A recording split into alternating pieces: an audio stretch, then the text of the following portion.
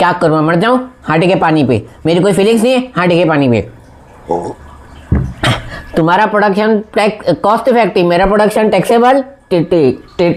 तुम्हारा production cost effective, मेरा production taxable. So hi guys, welcome back to another shot of commerce. तो कैसे आप लोग? तो यार आप सोच रहे कि ये कौन सा डायलॉग मारा, एक महीने तक पहले ये डायलॉग पहले भी इस्तेमाल किया था, ठीक है। तो आज का जो टॉपिक होने वाला है that is special economic zones, यानी कि SEZ।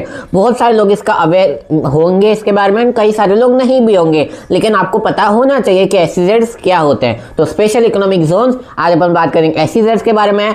तो let's start without wasting any time. देखो यार, ऐसा नेम सजेस्ट नहीं कि स्पेशल इकोनॉमिक जोन्स, यानी कि स्पेशल यानी कि कुछ तो स्पेशल है इसके बारे में।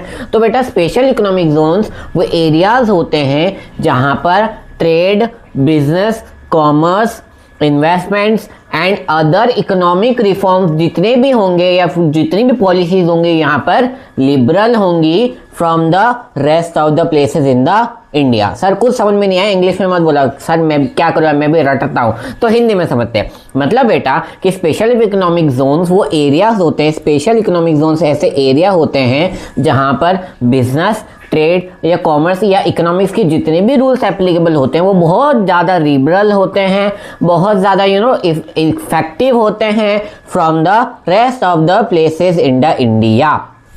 मतलब सर कैसे इफेक्टिव होते हैं? तो मान लो अगर कोई गुड सप्लाई हो रहा है, तो अगर SEZ में सप्लाई हो रहा है तो वहां पर अगर रॉ मटेरियल सप्लाई हो रहा है तो वहां पर कोई टैक्स नहीं लगेगा।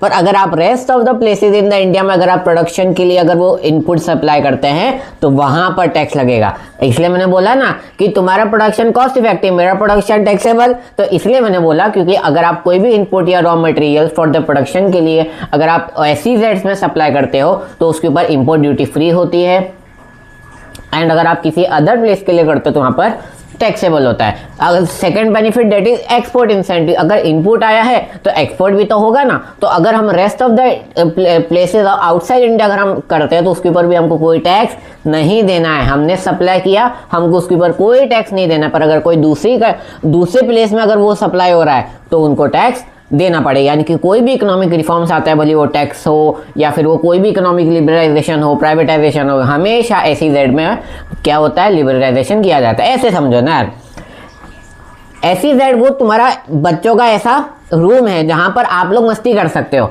मतलब जो आप घर पे नहीं कर सकते काम, वो आप अपना हॉस्टल में रहकर कर सकते हो। स्पेशल इकोनॉमिक जोन, वहां पर आप वो काम कर सकते हो, लेकिन वहां पर पेरेंट्स के सामने नहीं कर सकते। तब तक let are do and B